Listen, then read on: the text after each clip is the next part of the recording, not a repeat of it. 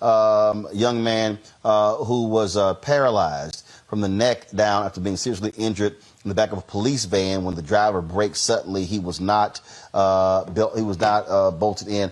Just a horrific story. Reminds us of the Freddie Gray story. Chris O'Neill is one of the attorneys who's working on the case along with Ben Crump. He joins us right now. Chris, explain to folks exactly what happened here. I mean, and also I think there's video of this. I saw it on Ben's page. So he was placed in the back of a police van, and they just all of a sudden slam on the brakes, and it throws him forward and pretty much breaks his neck? You pretty much got it right, Roland. The situation was after this young man was arrested without incident, he was placed in the back of the paddy wagon or van. He was not restrained in any way, shape, or form. There were no other people in the van with him. But the controlled narrative of the police department was that they had to slam on brakes to avoid an accident. But the issue is, why were they going as fast as they were going? Why was he not strapped down? And why is it that he had this horrific injury and was not afforded medical care? So wait a minute, hold up. Slam on the brakes, he's injured, and he wasn't taken to the hospital? He was not. In fact, he was actually transported over to the jail. Once he was transported into the jail, they told him to get up, get out. They did not hear his plea that says, hey, I can't move. They dragged him out by his feet, threw him into a wheelchair, as you can see, and then they processed him from that wheelchair in the jail facility, and then dragged and threw him into a jail cell. I'm stopping. I'm going to check you out. Wow. What has been the reaction from authorities? You fell. What happened? Can you move at all? Hey guys, do me a favor. Bring the audio down of the videotape, y'all, so I can hear. Chris. Chris, go ahead. Thank you, Roland. What ended up happening is there's over 2 hours of recorded footage on this situation from body cams and from the facility itself. But what happened is that the authorities, the city authorities, police department, decided to release what they felt like were the most pertinent aspects of this. And by doing that, they attempted to control the narrative.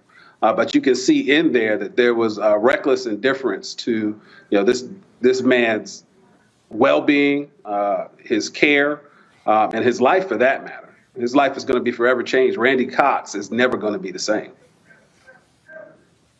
No one charged, no one indicted, and just what? Just we're all good? Anybody suspended? Anybody put on leave? Actually, there were some officers suspended. I believe it was 5 of them that have been suspended. And there has been a statement from the mayor of the city of New Haven that indicates that they're very disturbed at what they've seen. But there's been no one that's been charged. There's been no one that's been indicted. We're waiting on all of that. Wow. Absolutely incredible here. Any questions from my panel? Demario, I'll start with you first. Hey, Chris, good to see you, team. What's up, team? What's going on? Really sorry. I mean, this is just a heartbreaking video. And of course, we've worked on these cases a lot together. Now, I don't have a question. I just want to remind people that, again, President Biden had a speech where he said it's harder now than ever to be a police officer. That's false. And he also told cities around this country to use the money they received through COVID to give police officers like these officers right here more and more services, more and more resources, more and more money.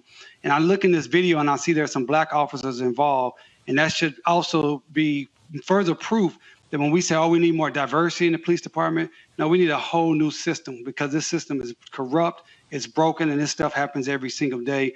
Chris, you guys be careful up there in Connecticut and tell Ben I said what's up. Certainly will. In fact, Ben is on the other side of this wall right now in a rally where there are city officials, including the interim chief and several other people. So we're looking forward to making sure that they respond to the pressure that's being levied against them. Avis or Mustafa, you have a question for Chris? I'll just jump in. This has huge overtones of what happened to Freddie Gray. And it makes me think of not only the horrendous actions of the police who were so reckless, leading to Freddie Gray's death and leading to this paralysis. I'm also thinking about what happened after Freddie Gray. And I'm thinking about all of the how the police system closed ranks to protect itself and to go after the prosecutor, right? That to me sends messages. So in terms of this particular case, what do you think are the chances of actually something substantive happening to these police officers? Do you think that that's just a moot point, that it's just going to end up in some sort of civil resolution? Or should we even expect to see some level of criminal culpability for what was, this life-altering injury and the full lack of regard for his health and safety after they got him out of the van to just kind of plop him into the wheelchair and process him instead of giving him medical attention?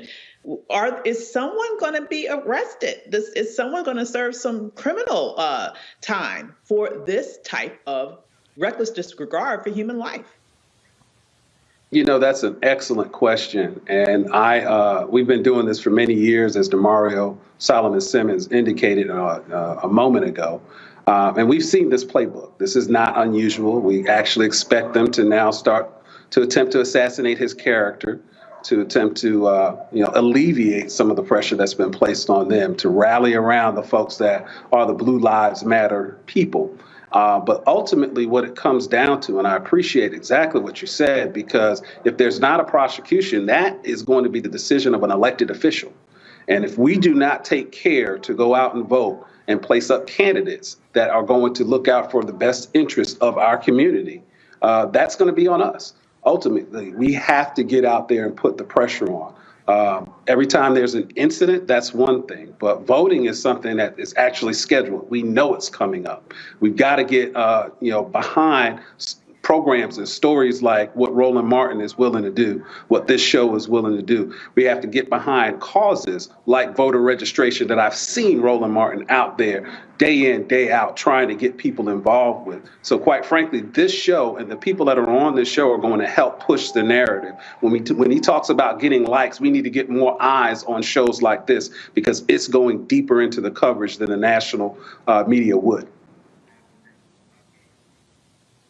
Mustafa, well, absolutely, Chris, we appreciate that. And that's one of the reasons why this was created, because we can't hope they show up and cover us. Mustafa, any question?